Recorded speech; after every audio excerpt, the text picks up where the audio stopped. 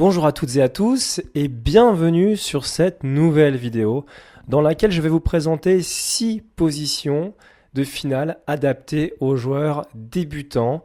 Donc ce seront des finales de pions. Alors très souvent il y aura un roi, un pion contre un roi seul en face. Mais il y aura aussi des finales avec un roi et 2 pions face à un roi et un pion. Et donc je vais vous montrer les grandes idées de ce type de finale. J'espère que vous allez passer un bon moment. Je vous invite à me laisser un petit pouce vers le haut, un petit commentaire, ça fait toujours très plaisir. Et pour ceux que vraiment à qui cette vidéo aura parlé, n'hésitez pas non plus à faire un don sur mon PayPal. Voilà. Donc je vous souhaite à tous une très très bonne vidéo et je vous dis à très bientôt pour la suite. Alors dans cette position, la nulle est possible pour les noirs. Ils peuvent la forcer. Alors c'est assez simple. Il suffit de regarder ce qui va se passer par la suite. Le roi blanc en fait ne peut pas se situer devant son pion. Donc le pion sera situé systématiquement devant. Par exemple là on peut voir une suite, c'est E3. Donc je vais aller assez vite. Le roi recule toujours face au pion. Toujours. Donc on va jouer roi E5. Et après roi D3. On prend l'opposition. Ça, c'est la base. Donc, ok, on continue à pousser. On va essayer de passer de l'autre côté et on verra que ça ne changera absolument rien. Alors, je suis désolé, mon ordinateur fait un peu des siennes. Roi E5, donc roi E3, roi E6. Et si on essaie de passer sur F4, eh bien, il y a roi F6, toujours ce principe d'opposition après avoir reculé face au pion. Donc, E5 échec, on continue. Et on va voir pourquoi tout ça ne peut pas amener à un gain. Donc roi E6, roi E4, roi E7, et maintenant si on fait roi D5, eh bien tout simplement roi D7. On continue, pousser du pion, roi E7, roi E5, on recule face au pion toujours, et maintenant le roi choisit un côté, alors soit celui-là, et on prend systématiquement l'opposition au roi blanc. Donc on va voir par exemple sur D6, donc roi D8, et maintenant on constate que les blancs ne peuvent plus avancer, puisque s'ils poussent, il y a tout simplement roi E8. Alors retenez bien qu'il y a eu poussé sur échec sur la 7e rangée. Et quand il y a poussé du pion sur échec sur la 7e rangée, en finale, un pion et roi contre roi, alors la finale est égale. Il faut que la poussée sur la 7e rangée ne donne pas échec pour que la partie puisse être gagnée. On verra ça juste après dans des finales différentes. Donc on va simplement jouer roi E6 et ça sera juste patte. Mais quel coup! Voilà donc pour cette première position initiale. Alors je la remets. C'est cette position dans laquelle le roi blanc n'arrive pas à se situer devant son pion. D'accord? On passe maintenant à la deuxième position.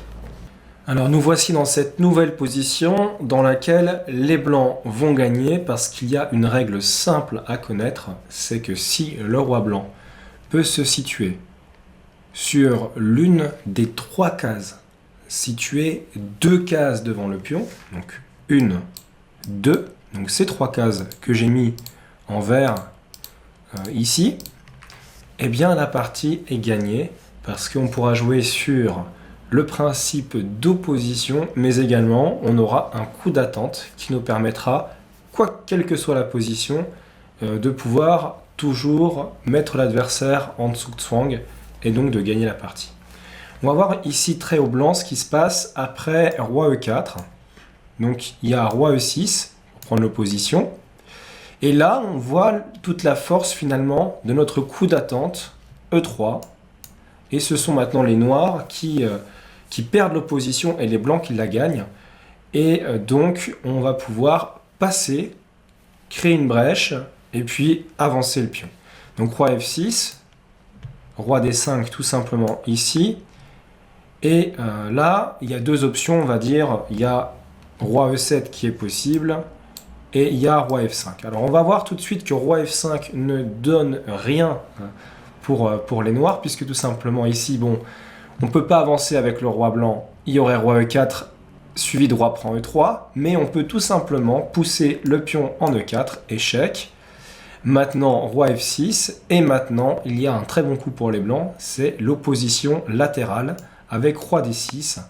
et toutes les cases importantes sont prises par le roi blanc et par le pion blanc en E4. Donc le roi est obligé de reculer, donc roi F7, et maintenant on pousse E5, et il y a toujours ce phénomène de Zugzwang. Pourquoi? Parce que si roi F8 était joué, on pourrait tout simplement jouer roi D7 et on aurait un boulevard après roi F7 pour pousser notre pion simplement à dame. Donc, on pourrait jouer simplement E6.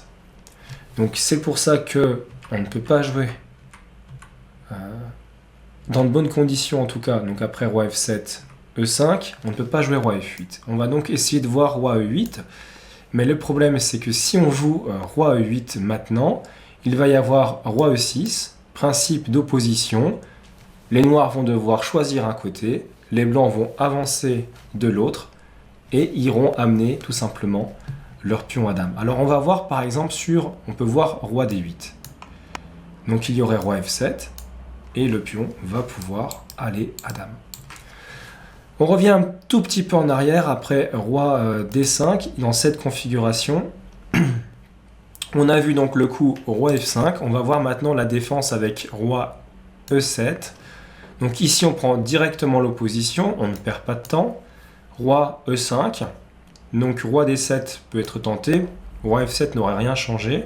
Donc roi F6. Roi E8. Et on peut jouer tout simplement ici E4. On aurait pu aussi jouer roi E6, mais E4 est plus fort. Ou du moins, c'est plus logique puisqu'on avance le pion. Roi D7, donc E5, et on se retrouve dans la même configuration où si roi D8 est joué, eh bien, on aura tout simplement roi F7 et le boulevard pour le pion. Et si jamais, dans cette configuration, roi E8 est joué, on retombe exactement dans le même schéma avec roi E6 tout simplement, roi D8, roi F7 ici, et donc le boulevard pour le pion après roi D7, il y aura E6 échec et la poussée du pion à dame. Voici pour cette deuxième position.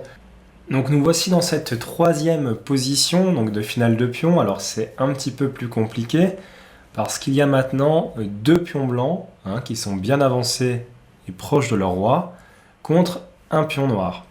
Alors, il y a plusieurs idées ici. Il va falloir analyser plusieurs lignes. C'est vrai qu'un coup très tentant serait de jouer F6. Mais F6 ne va pas fonctionner. Vous allez voir pourquoi.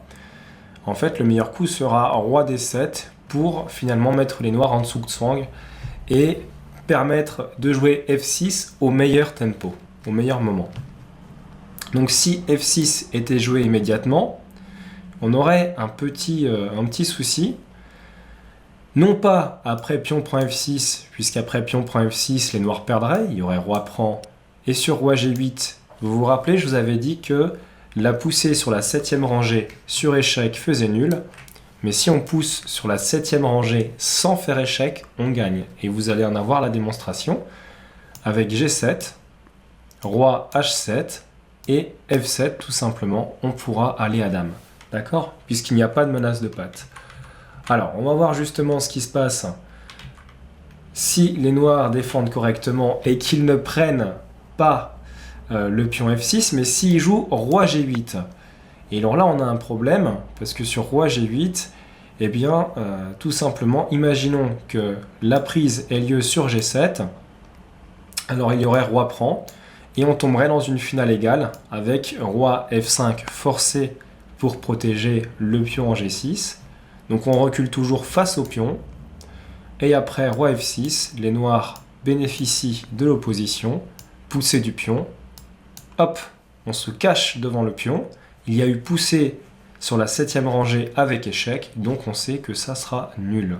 Et donc roi G6 fait mort. On va revenir un petit peu en arrière parce qu'il y avait quand même d'autres petites choses à voir. Notamment ici la poussée F7 qui est tentante. Et qu'est-ce qui se passe sur F7? Eh bien tout simplement roi F8 et les blancs ne pourront plus progresser puisqu'ils doivent partir pour empêcher que les noirs soient pattes, donc ils vont reculer. Les noirs vont jongler simplement entre ces deux cases et il n'y aura aucun moyen d'avancer pour les blancs puisque dès qu'ils essaieront d'avancer, voilà ce qui se passera. Il y aura patte, tout simplement. D'accord? Donc on va pas pouvoir avancer comme ça non plus. Donc sur la poussée en F6, eh bien, il n'y a aucune solution, puisque, par exemple, on peut voir aussi ce qui se passerait sur roi en E7. Eh bien, tout simplement, sur roi E7, on prend le pion sur F6, et si roi prend F6, on reprend l'opposition comme on l'a fait tout à l'heure, et après G7, roi G8, il y a roi G6 qui fait juste partie nulle. Voilà, donc ça ne fonctionne pas. On va voir maintenant donc pourquoi il fallait jouer différemment. Je remets la position initiale. Et ici, en fait, le problème, c'est que le roi noir est bien placé. On aimerait pousser le pion F6 quand le roi noir sera sur G8 et non plus sur F8. Parce que lors de la reprise, on pourra à un moment donné pousser le pion sur la 7e rangée sans faire échec. Donc on veut que, au moment de la poussée du pion sur G7, le roi soit sur G8. J'espère que je me suis bien fait comprendre. Donc roi D7. Alors il faut juste constater ici qu'on retire toutes les cases de sortie du roi noir qui est dans sa petite boîte là et qui va devoir partir sur G8. Alors maintenant qu'il est sur G8, on ne va pas pousser tout de suite sur F6 parce qu'on ne peut pas reprendre le pion. Et nous, on veut que le roi noir soit sur G8 au moment où nous, on poussera le pion. Donc il ne faut pas qu'il soit d'abord sur G8, il faut qu'il vienne sur G8. Très important cette nuance. Donc roi E7, qui force donc le seul coup ici, puisqu'il n'y a pas d'autre coup à disposition, qui force le coup roi H8. Et maintenant, on va jouer F6 dans de bonnes conditions. Voilà, donc pion prend, c'est forcé puisque si le roi vient sur G8, maintenant, on contrôle la case de promotion. On va pouvoir simplement mater après roi H8 et F8 mat. F8 dame mat. Donc, ça va pas. Alors, justement, ici, qu'est-ce qui se passe? Au lieu de faire roi G8, les noirs prennent, roi prend, et après roi G8, G7, roi H7, roi F7, on gagne. Donc c'est la ligne, je dirais, logique. Mais je vais vous demander de chercher un autre coup, ici, que roi prend F6, qui est un coup gagnant. Il y a un coup qui gagne plus vite. On conclut plus rapidement. On va finir par un mat, alors que dans la variante précédente, le mat il va avoir lieu plus tard.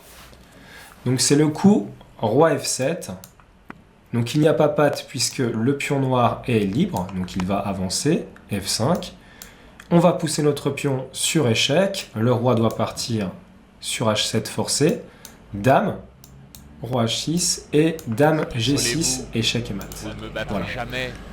Donc voilà comment on gagne ces positions, avec, je vais vous le remontrer, au départ, un pion de plus, mais une position dans laquelle le roi noir est bien placé pour obtenir finalement, tout simplement, eh bien, la célèbre position de patte avec roi et un pion contre roi et échec sur la 7e rangée. On va passer maintenant à la 4e position. Dans cette nouvelle position, on voit que les pions ne se bloquent pas, ils ont encore une certaine distance, finalement les deux pions blancs du pion noir. Et donc ici, on va d'abord essayer de manœuvrer avec les pièces et on ne poussera les pions que lorsque ce sera vraiment favorable. D'accord ? Donc on va voir par exemple ce qui se passerait après roi E4. D'accord ? Ici roi E4. Alors il y a deux options, on va dire. Il y a l'option je prends l'opposition, donc avec roi E6. Et il y a l'option j'empêche le roi blanc de venir sur F5 avec G6. C'est la deuxième option. Donc on va voir tout de suite ce qui se passerait sur G6. Donc après G6, les noirs ont avancé le pion. Ils ont laissé une petite faiblesse sur F6. Et on va essayer simplement de prendre l'opposition et d'avancer avec notre roi. Donc on va faire roi D4. Donc les noirs ne peuvent pas jouer roi C6 puisqu'on rentrerait sur E5 et on irait capturer le pion noir. Donc ils sont forcés de faire le roi E6. Je vais montrer au passage quand même qu'on contrôle absolument toutes les cases et qu'il n'y a aucun moyen pour les noirs d'avancer d'une quelconque manière. Donc on va jouer simplement roi C5. Hein. Et ici, donc roi F6. Les noirs n'ont pas beaucoup de choix. Roi D6, on avance. Roi F7. Et ici, on ne va pas jouer un coup de roi, puisqu'on est bien situé. On va jouer G5. On retire l'accès à la case F6 pour le roi noir. Donc là, il va jouer roi G7. On continue d'avancer. Roi E7. Peu importe le prochain coup, peut-être roi G8, peut-être roi H8, ça ne change rien de toute façon. On va jouer roi F6. Et après, roi H7, roi F7. Et donc on va capturer le pion, puisqu'ici, le coup forcé pour les noirs, c'est roi H8. Et donc on va faire roi prend G6. Voilà. Par conséquent, après roi E4, ici on vient de jouer roi E4, hein, le roi est venu sur E4, donc on va jouer avec les noirs roi E6, on prend l'opposition. Et c'est finalement plus logique. Donc ok, F5 échec, donc le roi noir doit partir, donc attention, s'il part sur D6, on va pouvoir passer et essayer de capturer le pion, ça c'est très dangereux. Donc il va plutôt venir sur F6, directement protéger son pion. Hein. Donc nous, on prend l'opposition derrière notre pion et on menace maintenant la poussée sur G5. Les noirs jouent G6. Et maintenant, avec les blancs, on va jouer pour un gain finalement qu'il faut connaître, puisqu'il y a un sacrifice qu'il faut connaître si on veut gagner cette finale. Donc c'est G5, le roi part sur F7, et on va faire simplement F6. Donc on a un pion passé. Ça y est, c'est fait. Mais ça ne suffira pas à gagner la partie si on ne le sacrifie pas au bon moment. Donc roi E6, on reprend l'opposition avec roi E4, aucune difficulté jusque-là. Roi F7, le roi vise à nouveau la case E6, on fait roi E5 pour lui retirer l'accès à cette case. Roi F8, il recule face au pion, c'est logique, parce que maintenant si on fait par exemple roi E6, il va pouvoir faire tout simplement roi E8, et si on pousse, on va rentrer sur cette position de patte avec l'échec du pion sur la 7e rangée. Donc c'est pas possible, on ne peut pas jouer de cette manière, d'accord? Donc on revient un petit peu en arrière, et ici je vais vous demander de chercher finalement le bon coup pour les blancs. C'est un coup difficile à trouver, enfin, il n'y a pas beaucoup de pièces, donc il n'est pas très difficile à voir, mais à comprendre en tout cas, c'est un petit peu plus délicat. Et c'est une manœuvre qu'il faut impérativement connaître dans les finales de pion pour pouvoir gagner ce type de position. Donc le coup c'est F7. On abandonne le pion. Donc le pion passé, ça peut paraître très curieux à première vue, mais c'est le coup qui gagne. Donc roi prend F7, et maintenant on va contourner avec notre roi et profiter de la mauvaise position défensive des pièces noires qui sont mal coordonnées. Donc roi F8, roi E6, roi G7, on continue à tourner, roi E7. Donc ici roi G8 ou roi H8, peu importe. On va arriver sur F6.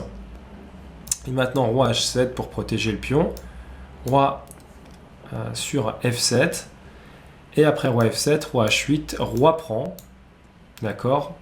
Roi G8. Donc là, tout ça c'est logique. C'était des coups forcés. Maintenant, il faut que les blancs jouent le bon coup. Hein. Parce que s'ils jouent le mauvais coup, ils vont devoir soit se rattraper, soit faire nul. C'est-à-dire soit revenir sur cette position et rejouer le bon coup, soit ça sera nul. Donc le mauvais coup, c'est roi F6. Ah, et pourquoi c'est un mauvais coup? Eh bien parce que dans ce type de finale de pion, avec un pion sur G, et donc on est vers la bande, il faut que le roi aille sur la bande, pour éviter que le roi noir se coince et bénéficie d'un patt. Démonstration. Après roi H7, roi F7, roi H8. Alors là, on peut reprendre le bon coup, la bonne position en faisant roi G6, hein, ici, et puis roi G8, et rejouer le bon coup qui est roi H6, mais on va voir ce qui se passe si on s'entête. Si on pousse le pion en G6, eh bien c'est patte. Donc c'est une ressource cachée, il faut faire attention. Donc dans cette configuration, on ne joue pas roi F6 qui perd du temps et qui menace donc une bonne défense pour les noirs et le patte, mais on joue roi H6 qui est le bon coup. Et maintenant on va voir que roi H8 ne nous fait même plus peur puisqu'on a G6, roi G8 et G7. Le roi part, roi H7 et on ira à dame. Voilà pour cette nouvelle finale. On va passer à la suivante qui va introduire un nouveau thème. Ça va être finalement, quand on a un pion de plus, eh bien, on va pousser un pion qui n'a pas d'opposant en face de lui. Alors dans cette nouvelle finale, gagnante pour les blancs, on a un pion de plus, ici. On a donc 3 pions qui sont liés, face à 2 pions adverses qui sont liés aussi, mais il y en a un de moins. Et les rois donc se font face. Donc ici, le roi noir a un petit œil sur E6. Il veut essayer de revenir vers ses pions, essayer d'obtenir une nulle. La solution la plus simple dans ces cas-là, c'est quand même toujours de pousser le pion qui n'a pas d'opposant en face de lui. Donc ici, on voit qu'il y a la colonne F qui est dégagée. Et donc on va pousser d'abord sur la colonne F avec l'idée de créer un pion passé soutenu par le roi.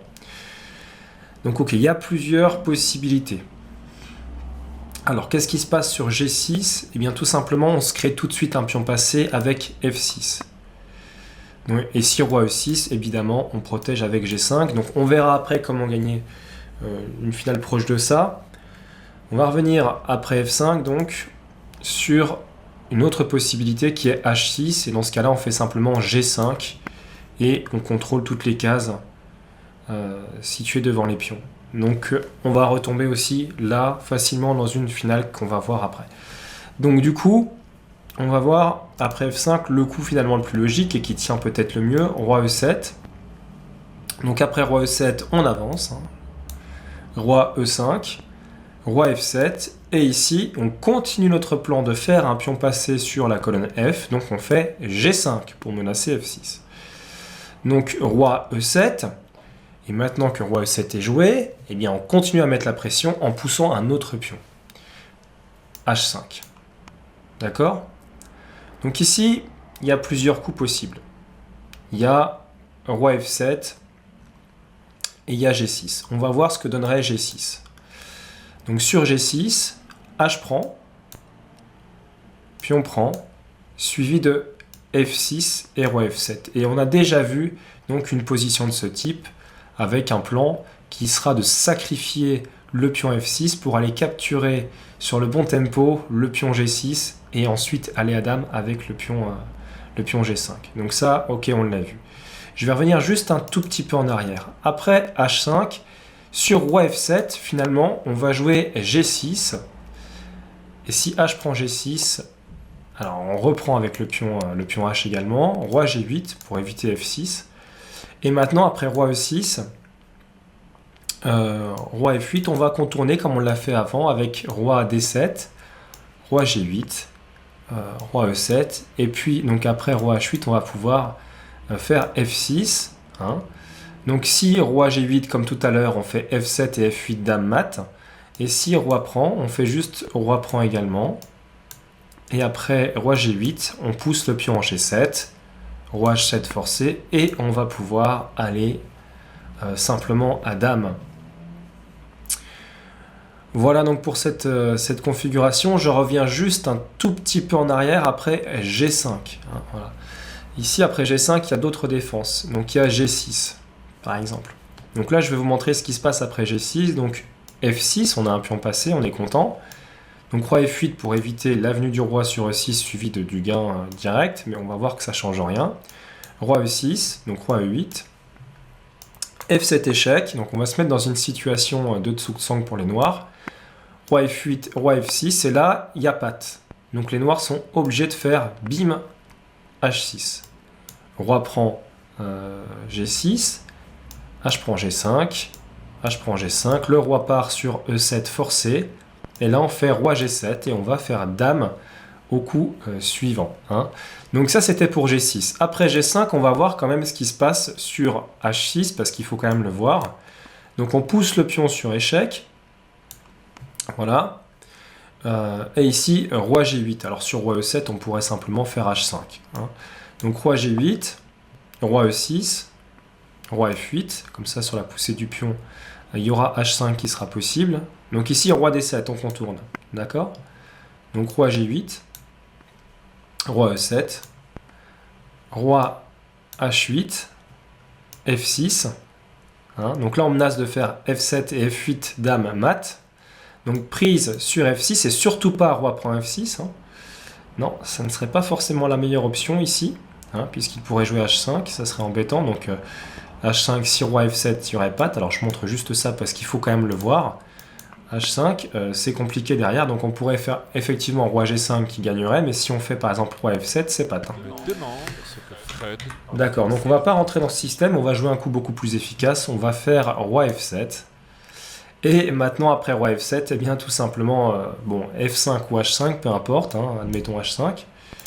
Il y aura la poussée, roi ici, dame échec, roi ici et dame mat. Ça prend un coup de moins si jamais les noirs font F5, je le montre juste pour le fun, parce que justement là il y a mat en 2. Voilà. Donc c'est la fin de cette nouvelle position dans laquelle on a bien compris qu'il fallait pousser le pion sur la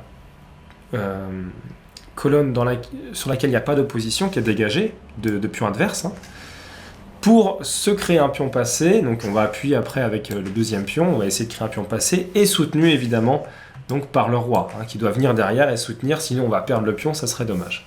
Voilà, on va passer à la position suivante qui illustre en fait la même idée. Dans cette dernière position, on applique le même principe, on pousse le pion libre de toute opposition, on va faire G4, et on va avoir une suite possible, donc A5, il va bien falloir jouer quelque part, A4, et ici, dans cette configuration, simplement roi F6 pour menacer de venir faire roi G5, donc H4 pour retirer la case au roi, donc roi E6 à nouveau, qui guette un petit peu la case F6, donc G5. On retire à nouveau cette case. Donc les cases du roi noir ont été successivement retirées, et il ne peut pas jouer roi D6, puisque sinon on va simplement venir sur F5 ou pousser sur H5, menaçant la poussée G6. Donc, dans cette configuration, simplement, il va reculer sur F7, peut-être, et perdre une rangée. Donc roi F5, on avance. Roi G7, donc qui veut venir sur G6. Nous, ce qu'on aimerait, c'est contourner. Donc on va faire H5, blocage. Donc le roi va pouvoir venir sur E6 ou plutôt sur E5. L'idée, ça va être de capturer le pion A5 et d'aller pousser le pion A à dame. Donc roi F7. Et après roi F7, roi E5. Et le plan est tout vu. On va aller chercher le pion A et créer un pion passé éloigné. Notre pion A à nous, et on va le pousser simplement à dame. Et si le roi essaie de venir nous en empêcher par ici, on va simplement pousser ici et aller à dame du côté de l'aile roi. Hein. De toute façon, le roi noir ne pourra pas capturer les deux pions blancs, puisque au moindre problème, on pousse et on échangera donc un pion. Et s'il ne prend pas, eh bien, on aura un pion passé. Donc il ne pourra pas lutter avec son roi contre nos deux pions. Voilà, c'est la fin de cette vidéo, j'espère qu'elle vous a plu, ça a été un petit coaching d'une demi-heure, vraiment adapté aux débutants qui découvrent le jeu et qui veulent un petit peu se familiariser quand même avec quelques idées indispensables dans les finales de pions. Voilà. Donc n'hésitez pas à laisser un petit pouce vers le haut si cette vidéo vous a plu, un commentaire également. Quant à moi, je vous dis à très bientôt pour de nouvelles vidéos, portez-vous bien.